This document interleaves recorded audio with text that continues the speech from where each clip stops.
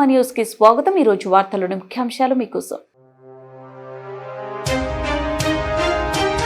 రైతులు ఏక పంటపై కాక మిశ్రమ పంటలు సాగు చేయాలి. జిల్లా కలెక్టర్ డాక్టర్ ఏ సిరి.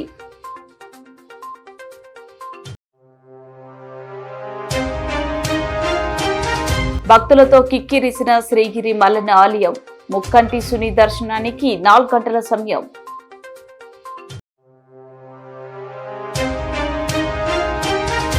ప్రతి పంటను తప్పనిసరిగా ఈ క్రాప్ లో నమోదు చేయాలి. జిల్లా కలెక్టర్ డాక్టర్ ఏ సిరి.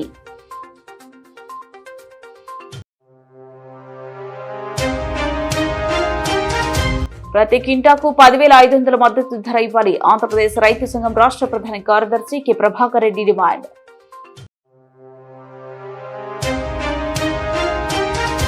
నంద్యాల జిల్లా ఆవుకులో ఘోర రోడ్డు ప్రమాదం. ఎదురెదురుగా ఆర్టీసీ బస్సు లారీ ఢీ, మహిళ మృతి. రైతులు ఒకే పంట రకం మీద ఆధారపడకుండా భూమి పరిస్థితులకు అనుగుణంగా 2 లేదా 3 రకాల పంటలను సాగు చేయాలని జిల్లా కలెక్టర్ డాక్టర్ ఏ సిరి రైతులకు అవగాహన కల్పించారు.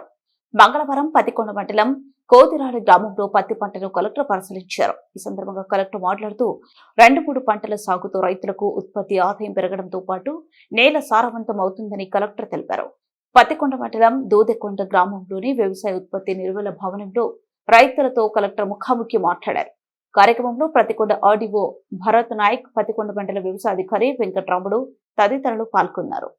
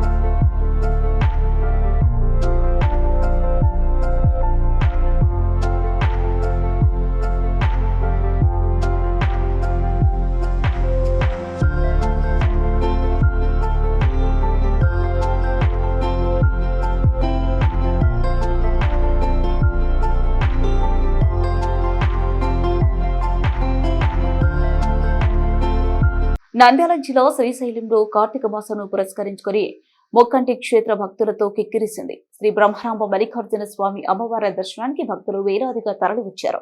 శ్రీ స్వామి అమ్మవారి దర్శనానికి సుమారు 4 గంటల సమయం పడుతుంది. భక్తులు తెల్లవారుజాము నుండే పాతాళ గంగలో పుణ్య స్నానాలు ఆచరించి కార్తీక దీపాలను వెలిగించి మొక్కులు తీర్చుకుంటున్నారు. అలానే ఆలయం ముందు భాగంలో గల గంగాధర మండప క్షేత్ర పార్తిలో పలు చోట్ల భక్తులు కార్తీక దీపాలను వెలిగించి కార్తీక నోములు నోచుకుంటున్నారు. కార్తీక మాసంలో భక్తుల రద్దీ అధికంగా ఉంటుందని అంచనాతో భక్తులకు త్వరితగతిన దర్శనం కల్పించేందుకు దేవస్థానం ముందస్తుగా ఆలయంలో సామూహిక గర్భాలయ అభిషేకాలు, స్పర్శ దర్శనాలు రద్దు చేసి భక్తులందరికీ మల్లికార్జున స్వామివారి అలంకార దర్శనం మాత్రమే కల్పిస్తున్నట్లు ఆలయ ఈవో శ్రీనివాసరావు తెలిపారు. అలానే నేటి సాయంత్రం కార్తీక మాసం పురస్కరించుకుని ప్రధానాలయం ఈశాన్య భాగంలో ఉన్న ఆలయ పుష్కరిణి వద్ద దేవస్థానం లక్ష దీపోత్సవం పుష్కరిణి హారతి నిర్వహించనున్నారు.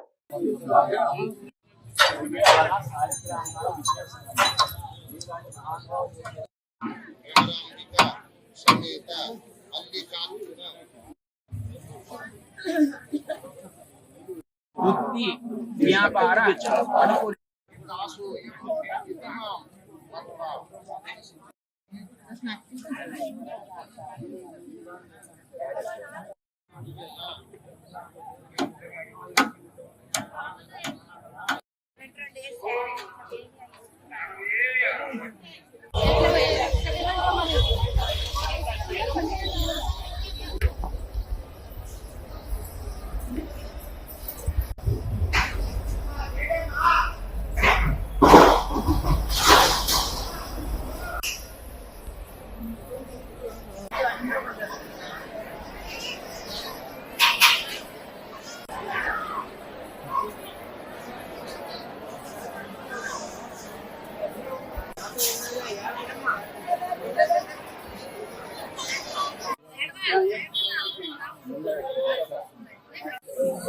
ప్రతి పంటను తప్పనిసరిగా ఈ క్రాప్ లో నమోదు చేయాలని కర్నూలు జిల్లా కలెక్టర్ డాక్టర్ ఏ సిరి అధికారులను ఆదేశించారు.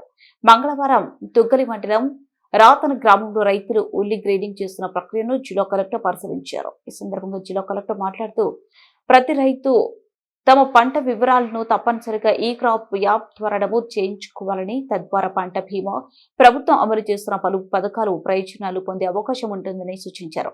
రైతులతో నేరుగా మాట్లాడుతూ పంటల వ్యయాలు, మార్కెట్ పరిస్థితులు, ఉత్పత్తి వివరాలను అడిగి తెలుసుకున్నారు. కార్యక్రమంలో పత్తికొండ ఆర్డీఓ భరత్ నాయక్, ఇతర శాఖల అధికారులు పాల్గొన్నారు.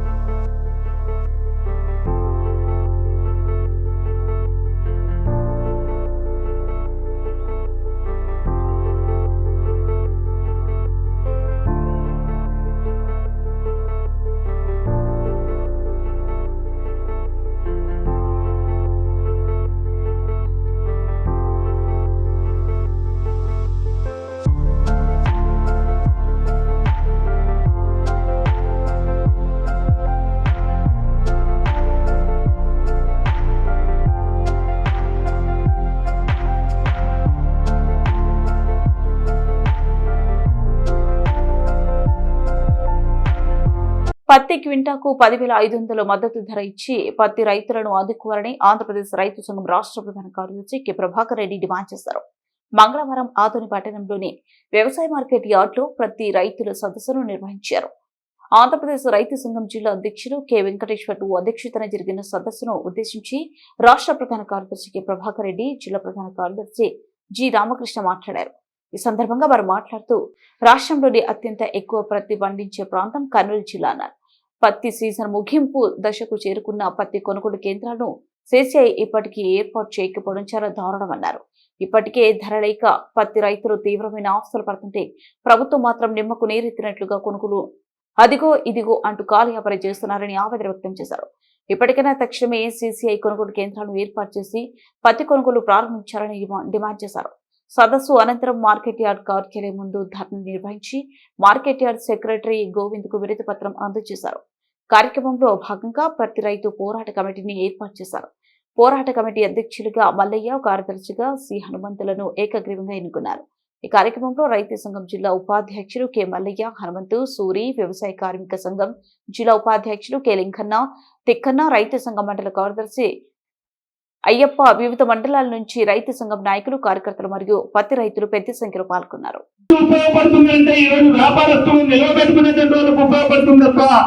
ఈరోజు పంట పండించేటువంటి రైతు మాత్రం ఈరోజు నష్టపోతున్నటువంటి పరిస్థితి ఉంది. కాబట్టి అది పత్తి రైతుల, టమాటా రైతుల, లేదంటే ఉల్లి రైతుల, మొక్కజొన్న రైతుల, ఏ రైతున్నా కానీ ఈ రోజు పంటలు పండించేటువంటి వ్యవసాయదారుడు ఈ రోజు తీవ్రంగా నష్టపోతున్నటువంటి పరిస్థితి ఉంది. ఒక పక్క ప్రకృతి, మరో పక్క వ్యాపారస్తులు, మరో పక్క ప్రభుత్వ విధానాల ఫలితంగా ఈ రోజు రైతాంగం ఈ రోజు తీవ్రమైనటువంటి సంక్షోభంలో ఉన్నటువంటి పరిస్థితి ఉంటుంది. కాబట్టి దీన్ని ఎదుర్కొని నిలబడాలి. ఆ రకంగా నిలబడితేనే మన వ్యవసాయాన్ని రక్షించుకోవడానికి అవకాశం ఉంది. అట్లాంటి అనుభవాలు చాలా ఉన్నాయి. మన జిల్లాలోనే రైతాంగం సమైక్యమైన చోట, ఐక్యమైన చోట కొన్ని సాధించుకున్నటువంటి కూడా చరిత్ర కూడా కొన్ని మన రైతు సంఘం ఆధ్వర్యంలోనే కొన్ని పోరాటాలు నిర్వహించి ఆ రకంగా సాధించుకున్నటువంటి చరిత్ర కూడా ఉంది.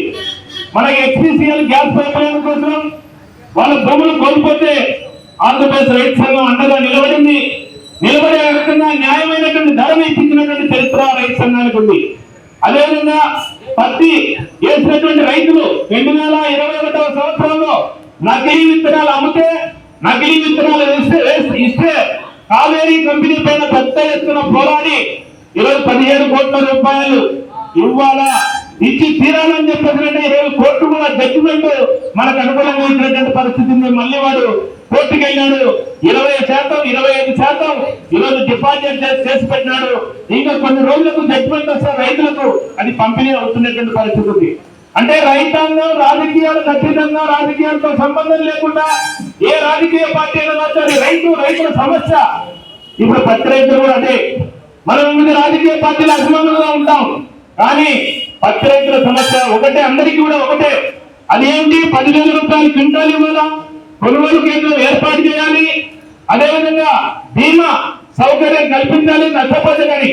అంటే క్షీరాత్మకల వల్ల కానీ, లేకుంటే అధిక వర్షాల వల్ల కానీ, లేకుంటే అనావృష్టి వల్ల కానీ ఏ రూపంలో నష్టపోయినా రైతును ఆదుకోవడానికి ఈరోజు బీమా అనేటువంటిది, ఇన్సూరెన్స్ అనేటువంటిది కల్పించాలా. ఆ రకమైనటువంటి డిమాండ్స్ అని పత్తి రైతులందరూ కూడా సమైక్యం కావాలి.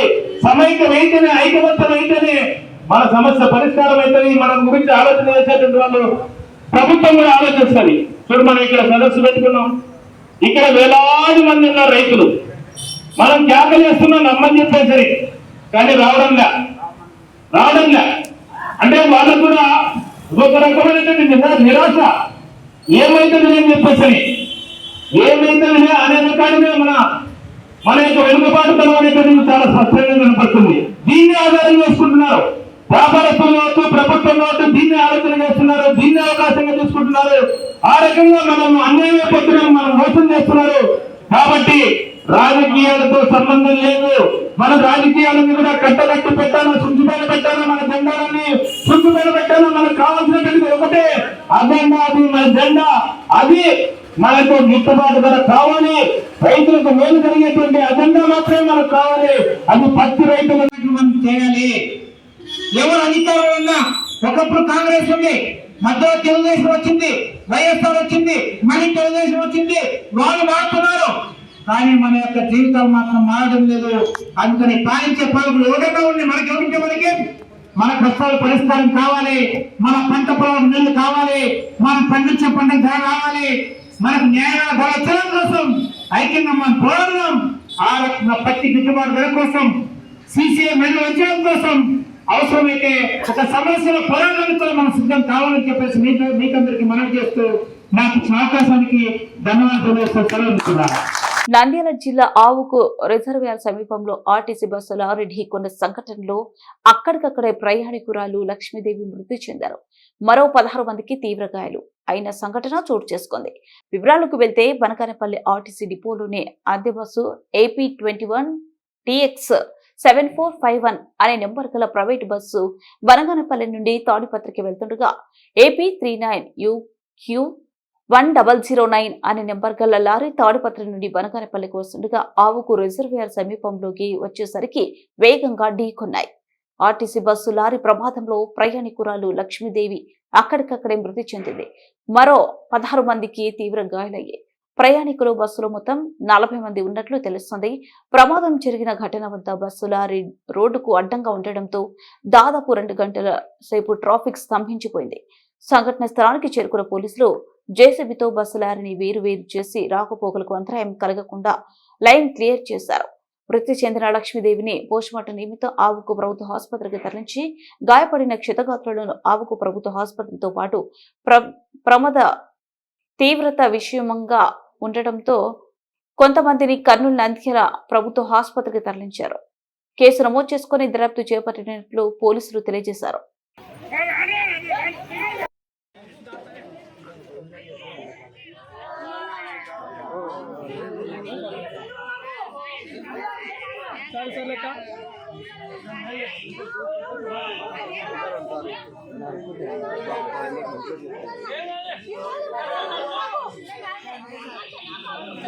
భయపడకు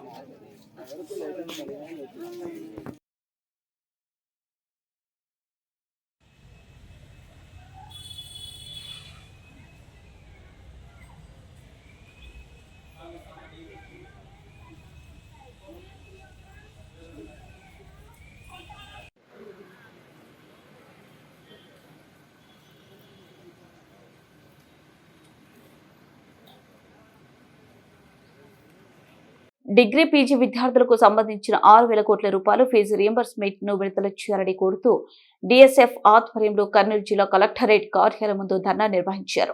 ఈ కార్యక్రమాన్ని ఉద్దేశించి డిఎస్ఎఫ్ రాష్ట్ర అధ్యక్షుడు ధనాపురం ఉదయ్, రాష్ట్ర కార్యదర్శి బాలు మాట్లాడారు. రాష్ట్ర వ్యాప్తంగా 6,400 కోట్ల రూపాయలు బకాయిలు ఉన్న సందర్భంలో రాష్ట్ర ప్రభుత్వం 400 కోట్లు విడుదల చేసి చేతులు దులుపుకోవడం సిగ్గుచేటన్నారు.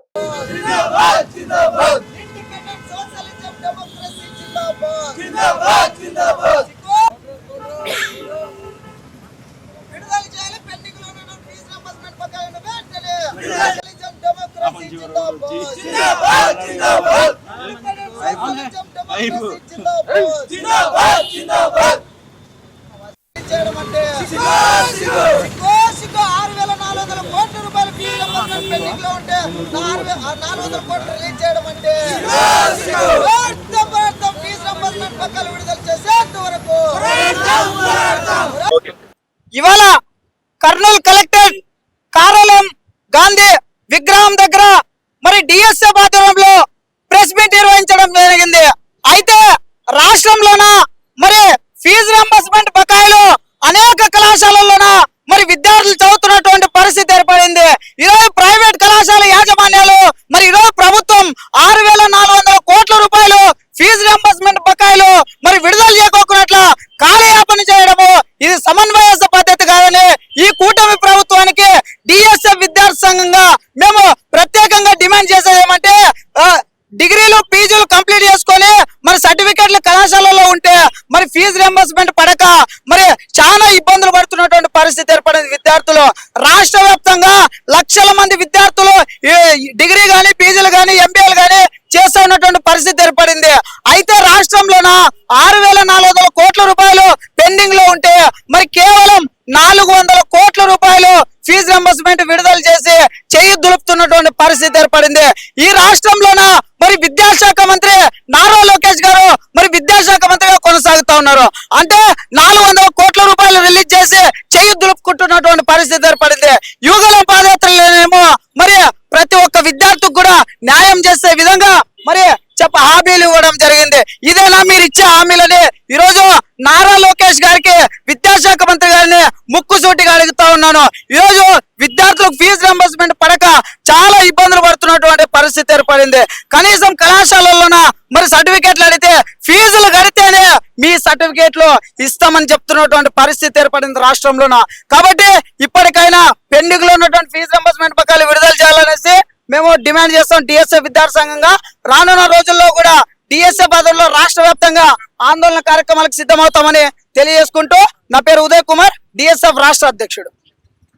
రక్తదానం చేసిన ఆలగడ్డ డిఎస్పీ ప్రమోద్ పోలీసు అమరవీరుల సంస్మరణ వారోత్సవాల సందర్భంగా Allagadda sub division DSP Pramod ఆధ్వర్యంలో ఆలగడ్డ పట్టణంలోని మహాలక్ష్మి ఫంక్షన్ హాల్లో మెగా రక్తదాన శిబిరంలో రెడ్ క్రాస్ సొసైటీ సహకారంతో నిర్వహించారు. ఆలగడ్డ డిఎస్పీ ప్రమోద్ స్వచ్ఛందంగా రక్తదానం చేశారు. ఈ సందర్భంగా డిఎస్పీ మాట్లాడుతూ అన్ని దానాలకెల్లా రక్తదానం ఎంత గొప్పదని, ఆపదలో ఉన్న మనిషిని కాపాడేందుకు ఇది ఉపయోగపడుతుందని తెలిపారు. ప్రతి ఒక్కరూ రక్తదానానికి ముందుకు రావాలని ఆయన పిలుపునిచ్చారు. పోలీస్ అమరవీరులను స్మరించుకుంటూ ప్రజల రక్షణ కోసం వారి త్యాగాన్ని గుర్తు చేస్తూ నిర్వహించామన్నారు. ఈ కార్యక్రమంలో సిఐలు, ఎస్ఐలు, పోలీసు సిబ్బంది తదితరులు పాల్గొన్నారు.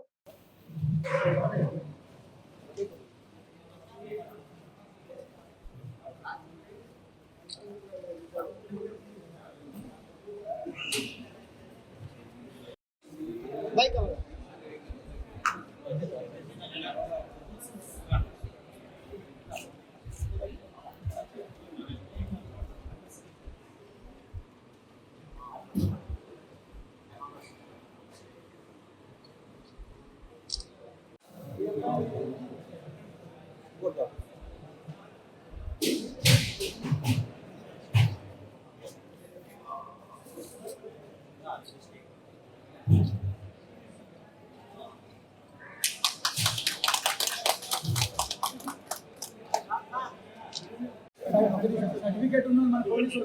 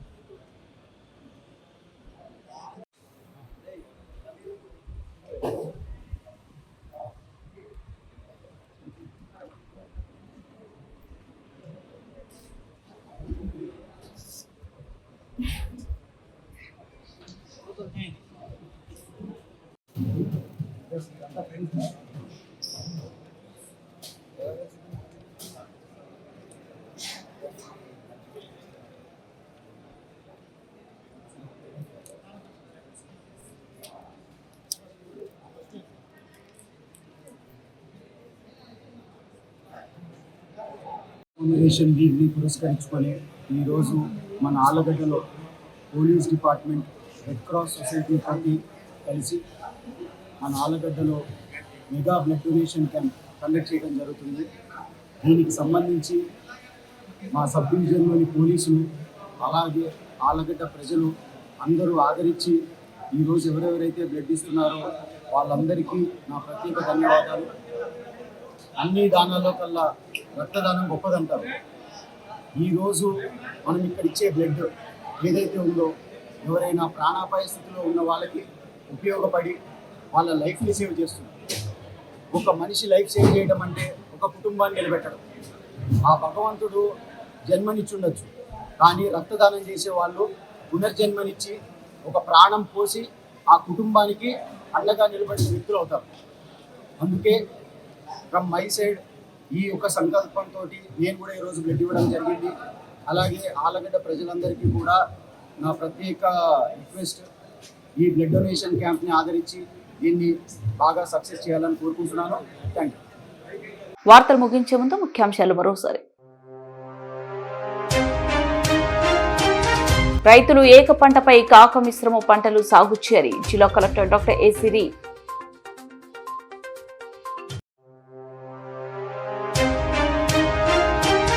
భక్తులతో కిక్కిరిసిన శ్రీగిరి మల్లన్న ఆలయం. ముక్కంటి సుని దర్శనానికి 4 గంటల సమయం.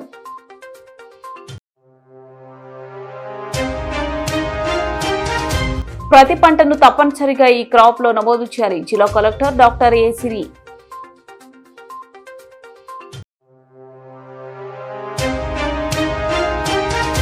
ప్రతి కింటాకు 10,500 మద్దతు ధర ఇవ్వాలి. ఆంధ్రప్రదేశ్ రైతు సంఘం రాష్ట్ర ప్రధాన కార్యదర్శి కె ప్రభాకర్ రెడ్డి డిమాండ్.